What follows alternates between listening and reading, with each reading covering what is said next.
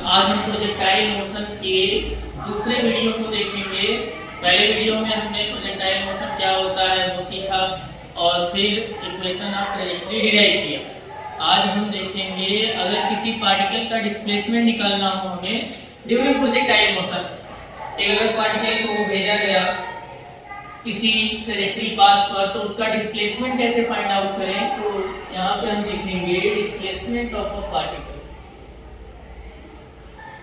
Displacement of a particle, किसी particle का displacement कैसे करें।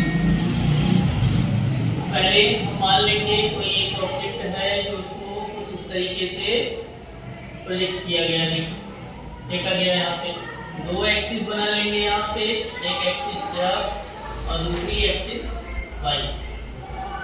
ऐसे यहाँ से इसको वेलोसिटी दिया गया है u, एंगल थीटा, ये एंगल थीटा।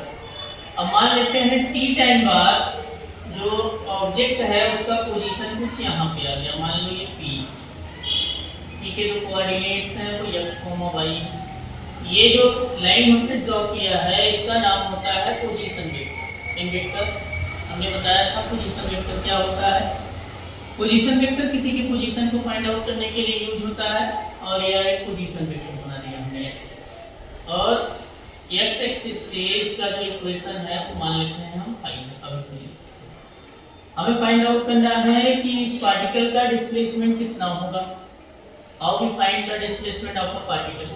मान लेते हैं t टाइम बाद इसकी जो पोजीशन है वो p पॉइंट पर आ गया, तो p पॉइंट पे जब वो पहुंचेगा तो क्या हम इसके डिस्प्लेसमेंट को फाइंड आउट कर पाएंगे इसको अच्छे से। तो यहाँ से t टाइम बाद पहले x डायरेक्शन का देख लेते हैं कितना डिस्प्लेसमेंट हुआ। तो इन x डायरेक्शन, x डायरेक्शन के लिए x वाली वेलोसिटी, यहाँ वेलोसिटी के दो कंपोनेंट हो जाएंगे, एक हो जाएगा u cos थीटा, सेकंड होगा u sin थीटा, यहाँ पे u sin थीटा। तो x वाला होगा ux into t, यानी यहाँ पर हो जाएगा x u cos theta into t, ये हो जाए। ऐसे ही y वाला निकाल लो। y के लिए हम क्या करेंगे, इक्वेशन ऑफ मोशन यूज करेंगे क्योंकि वो वेरिएबल हो जाएगा। यहाँ से हो जाएगा uy into t minus half gt का स्क्वायर। तो uy is equals to u sin theta into t minus half gt का स्क्वायर। अब देखो हमें पता चल चुका है कि इन दोनों का displacement in x and y direction में कितना हुआ है। तो अगर हमें किसी पोजीशन वेक्टर को लिखना होता है तो कैसे लिखते हैं, vector r is equals to xi cap plus yj cap. x की वैल्यू हमने फाइंड आउट की है, कितनी है वो देखो u cos theta into t, यानी t cos theta i cap plus y की value u sin theta into t minus half gt का स्क्वायर।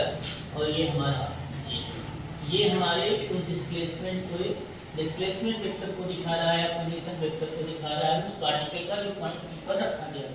अब अगर हमें इसका मैग्नीट्यूड फाइंड आउट करना हो तो कैसे फाइंड आउट करेंगे। मैग्नीट्यूड अगर कोई वेक्टर दिया रहता है तो देखो जो i के साथ लगा हुआ है उसका स्क्वायर, जो y के साथ लगा हुआ है उसका स्क्वायर, और उसको रूट में लिख देते हैं। तो अगर हमें इसका मॉड निकालना है तो इन रूट हो जाएगा ये u t cos थीटा का whole square plus u t sin theta minus half gt square का होल स्क्वायर। इसको हम सॉल्व करेंगे तो इस पार्टिकल का डिस्प्लेसमेंट आ जाएगा, टोटल डिस्प्लेसमेंट आ जाएगा पार्टिकल का जो पॉइंट p पर रखा हुआ है। अब अगर हमें इसके एंगल को फाइंड आउट करना हो, इस फाई को डायरेक्शन फाइंड आउट करना हो डिस्प्लेसमेंट वेक्टर का, या पोजीशन वेक्टर के डायरेक्शन को फाइंड आउट करना हो तो क्या लगाएंगे, tan phi is equals to जितना y में हो गया और जितना वो x में गया। तो यहाँ से tan phi is equals to y की वैल्यू कितनी है, यहाँ पे अभी हमने निकाला था ut sin theta minus half gt का स्क्वायर अपॉन में ut cos theta. UT cos theta. इसको और भी हम कर सकते हैं सॉल्व। अगर इसको मैं इससे डिवाइड कर दूंगा तो ये देखो कितना हो जाएगा, tan theta minus GT square upon में 2 यूटी cos थीटा, ये हो जाएगा हमारा tan फाई। और भी इसको एक छोटे फॉर्म में अगर फाई की वैल्यू निकालनी हो तो हम इसको ऐसे लिख सकते हैं, phi is equal to tan inverse tan theta minus g t का स्क्वायर अपॉन में 2 यूटी cos थीटा। ये रहा हमारा फाई का वैल्यू। यानी जब भी हमें किसी पार्टिकल के डिस्प्लेसमेंट को निकालना हो तो हम कुछ इस टाइप का ये सब फिनोमेना कर सकते हैं। जैसे ये पार्टिकल यहाँ से प्रोजेक्ट हुआ यू वेलोसिटी से, इसके वेलोसिटी के दो कंपोनेंट ले लेंगे, वाई डायरेक्शन में, एक्स डायरेक्शन में। हमने माना कि टी टाइम बाद वो पार्टिकल जो है वो पी पे पहुंच गया। जब वो पी पर पहुंचा तो उसने डिस्टेंसेस कवर किया होगा। एक्स डायरेक्शन में डिस्टेंसेस हमने मान लिया था एक्स है यहाँ से यहाँ तक, और वाई डायरेक्शन में हमने मान लिया कि जो डिस्टेंसेस उसने कवर किया ये वाई है। तो हमने x और y की वैल्यू निकाल दिया और इस पोजीशन वेक्टर की वैल्यू हो जाएगी ut cos theta plus ut sin theta minus half t square. और वहां से अगर इसका मॉड ले लेंगे तो हमें इसके मैग्नीट्यूड को पता चल जाएगा कितना डिस्प्लेसमेंट को हुआ है।